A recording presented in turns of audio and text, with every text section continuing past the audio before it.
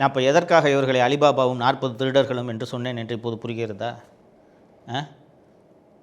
அந்த டாஸ்மாக் சோதனைகளை எல்லாம் நடத்தி முடித்த பிறகு அமலாக்கத்துறை வெளியிட்ட செய்திக்குறிப்பில்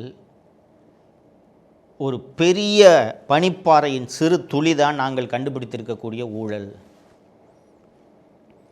ரொக்கமான பணப்பரிவர்த்தனைகள் வெறும் 1000 கோடி ரூபாய்க்கு பணப்பரிவர்த்தனை நடந்திருப்பது எங்களது சோதனையில் தெரிய வந்திருக்கிறது. ஃபார் எக்ஸாம்பிள், எஸ்என்ஜே டிஸ்டிலரிஸ்னு ஒரு நிறுவனம் இருக்குது. அந்த நிறுவனத்துக்கிட்ட 100 கோடி ரூபாய்க்கு பிராந்தி கொடுங்கன்னு ஆர்டர் கொடுக்குறாங்கன்னு வச்சுக்கோங்க. அதில் 30% தம்பி ரத்தீஷுக்கு போய் சேர்ந்துடணும். இது மாதிரி 1000 கோடி ரூபாய் அமலாக்கத்துறை கண்டுபிடிச்சது மட்டும் 1000 கோடி ரூபான்னு வச்சுக்கோங்க. இந்த 1000 கோடி ரூபாயில் 300 கோடி ரூபாய் போயிருக்கா?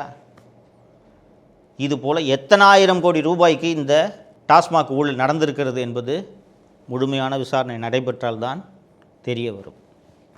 அந்த பணத்தில் தான் இட்லி கடை, பராசக்தி, இதய முரளி இதெல்லாம் எடுக்கிறது. இப்போ இந்த வழக்கு உச்சநீதிமன்றத்தில் நிலுவையில் இருக்கிறது என்று நான் சொன்னேன்.